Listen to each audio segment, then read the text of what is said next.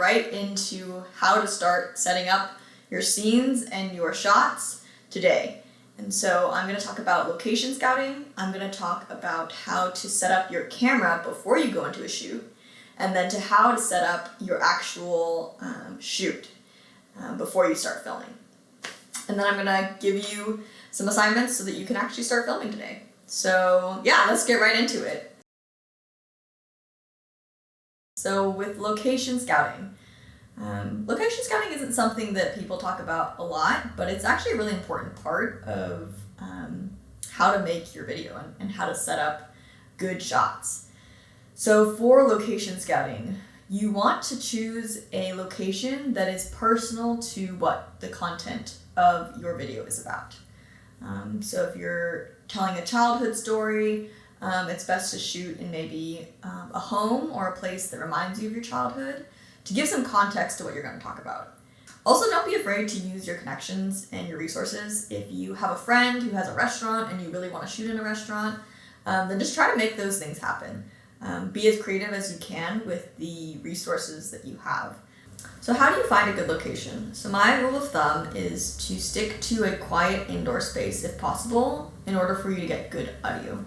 Most likely you won't have a microphone, or even if you do, you want to make sure you limit as much of the additional noise as possible. So if you're shooting outside, there can be a lot of planes, a lot of cars, a lot of people talking or walking by that you can't really control. So I would recommend finding an indoor space if possible.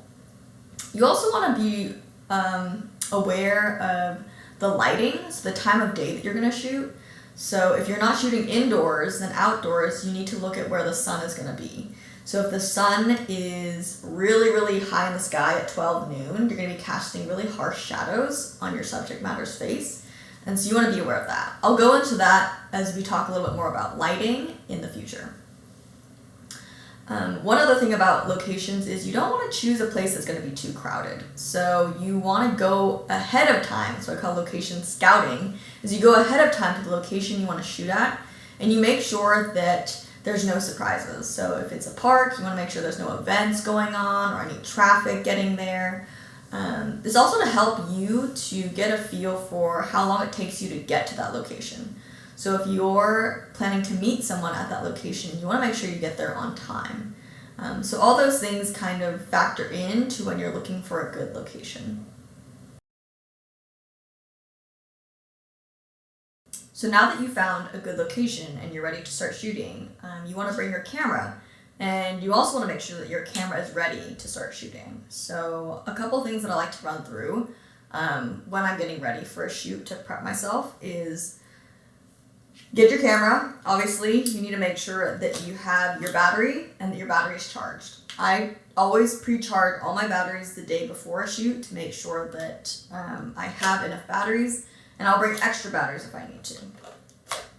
If you're using your phone to shoot, bring an extra portable charger for your phone so that even while you're shooting or in the middle of a shoot, you want to make sure that you can plug it in and charge it so it doesn't die.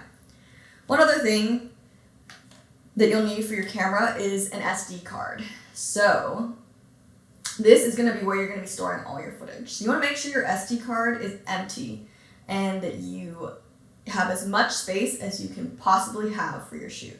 So if you're doing a full day shoot, I would advise that you bring something that's 64 gigabytes.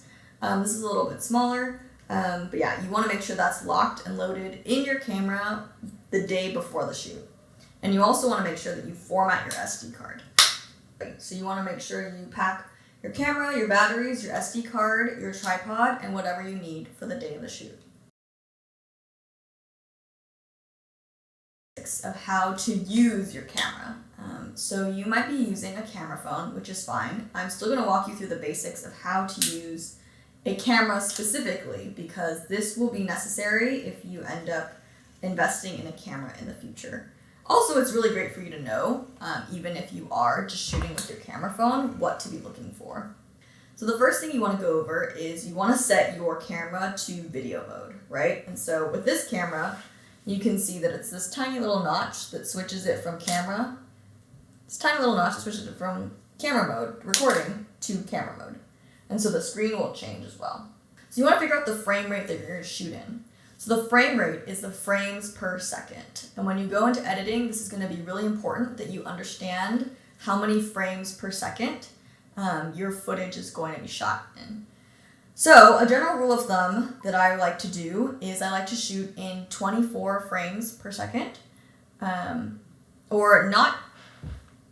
like to shoot in 24 frames per second, and that's the US standard. If you would like to shoot in the UK standard or the international standard, I believe it's 30 frames per second. And so you're actually going to set your camera to 24 frames per second, 920 80p. So after you set that, okay, so now you're going to set your shutter speed. So when a camera takes a photo, it usually shows you a number for the shutter speed. And so that's basically going to be how quickly the lens opens and closes.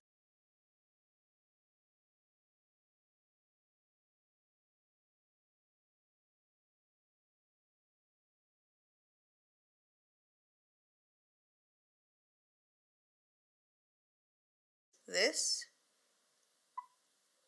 is the shutter speed. So this controls how fast the shutter moves. So the faster it is, the darker it gets. So that just means that it's shooting from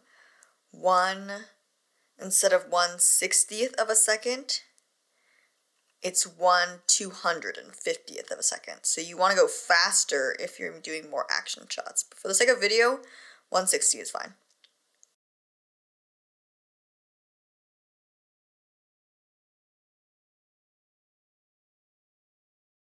But it's basically how quickly it takes in the footage. And so rule of thumb for video making is that you want to double whatever your frame rate is. So if your frame rate is 24 frames per second, you want to double it. So doubling it would be around 50, and then you would shoot at 1/50th of a second. That's what you're going to be shooting at. So the aperture. So the aperture is what you're setting in terms of the depth of field. So where the camera is actually going to focus. So I have it right now at f1.8, and that's a very shallow depth of field. And so I'm going to show a picture of what it means to have a shallow depth of field and a wide depth of field. So a shallow depth of field focuses on something that's closer in the front, and then it blurs out the background. Versus a wide depth of field focuses on everything from this point to the point in the back. And so it's a wider depth of field. So if I set it at 1.8, it's going to get you a really nice focus, and then the background will be blurry. And then if I set it higher, it'll make everything in focus. This also makes the footage darker though, so you want to be careful. I usually set it at an f2 or 2.8, depending on how shallow your lens can go.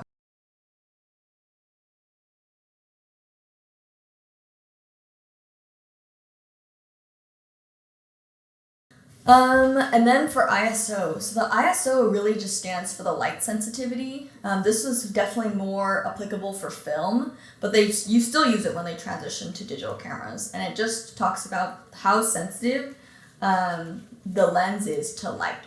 And so if you don't know how to use this, you can just set it to auto for now.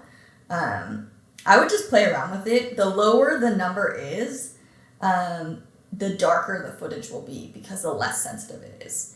If you're shooting in a low light setting, you usually want to bump it up, but you want to make sure that it's not super bright, that it's what we call blowing out, and that means that it makes it too white and you can't see anything. So this is where good lighting comes in, and I will kind of walk you through that in our next lighting section.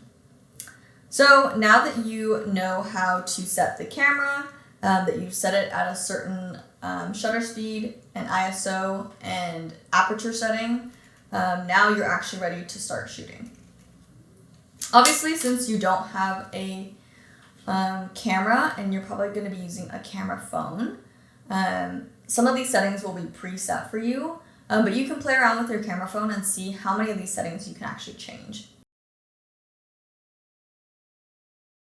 For this time, you will only just be using the audio from your phone. And so with that, you can either use a headphone microphone if you have one to connect to your camera phone, or you can just use the audio straight from your camera.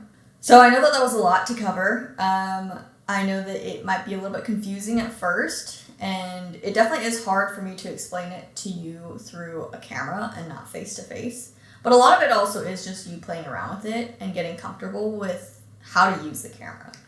So a lot of this takes time, and the more you play around with it and the more that you use these different features, the stronger you're going to be at understanding how to adjust your camera settings depending on the light that you have. So right now, obviously with the lights in my studio, I don't need to do much adjustment for my camera, but because you might not have those lights, you'll be probably having to do a little bit more of the adjustment side with your camera.